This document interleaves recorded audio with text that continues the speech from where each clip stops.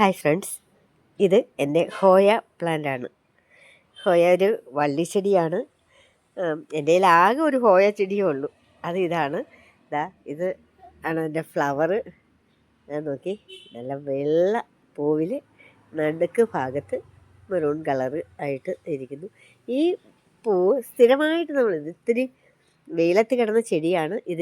ഇത് പൊട്ടി വീണ് ഹാങ് ചെയ്തിട്ടേക്കുമായിരുന്നു. അപ്പോൾ പിന്നെ പെട്ടെന്ന് നമ്മൾ അടുത്ത സ്ഥലത്തോട്ട് തൂക്കി എന്നുള്ളതല്ല. ഇവിടെ ഇത്തിരി വെയിൽ കുറവുണ്ട്.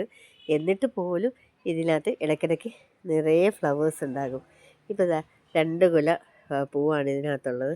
ഇത് ഒരു കുലയാണ്, ഇത് മറ്റൊരു കുലയാണ്.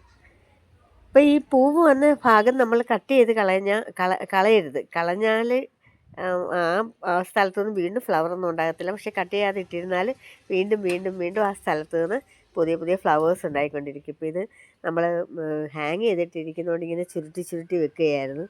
അപ്പോൾ അതുകൊണ്ട് മുകളിലോട്ടൊന്നും പടർന്നു പോയിട്ടില്ല. നമുക്ക് പടർത്തി വിടാനുള്ളൊരു സംവിധാനവും ഇല്ല. അതുകൊണ്ടാണ് ഇങ്ങനെ ഹാങ് ചെയ്തിട്ടിരിക്കുന്നത്. ഇത് നല്ല ഹോയയുടെ ഒത്തിരി ഒത്തിരി വെറൈറ്റികളുണ്ട് കേട്ടോ. എനിക്ക് ഈ ഒരൊറ്റ ടൈപ്പേ ഉള്ളൂ. ഞാൻ ഇതിൻ്റെ ലീഫ് വെച്ചാൽ പോലും പുതിയ തൈ വരും. നമ്മൾ സാധാരണ ബിഗോണിയൊക്കെ കിളിപ്പിക്കുന്നത് പോലെ ഈ ലീഫ് വെച്ചാൽ തന്നെ പുതിയ ചെടി വരും. തണ്ട് വെച്ചാലും മതി. പക്ഷേ അതിൽ എളുപ്പം ലീഫ് വെക്കുന്നതാണ്. കുറച്ച് സക്കുലൻ്റായിട്ടുള്ള ലീഫുകളൊക്കെയാണ്. വലുതായിട്ട് വെള്ളം കൊടുക്കേണ്ട, പക്ഷെ നല്ല വെയിൽ വേണം എന്നാണ് ഞാൻ കേട്ടിരിക്കുന്നത്. വെയിലത്ത് കിടന്ന സമയത്ത് നിറയെ പൂക്കളും ഇതിനുണ്ടായിട്ടുണ്ട്. ഇപ്പോൾ ഇത് തണലത്താണ്. ഇപ്പോൾ 2 കുല പൂക്കളുകൾ, ഒരു സെറ്റ് പൂ കഴിഞ്ഞു. ഇത് ഈ കണ്ടില്ലേ, ഇത് പ്യുവർ വൈറ്റല്ല, ചെറിയൊരു പിങ്ക് ഷെയ്ഡും കൊണ്ടുള്ള പൂക്കളാണ്.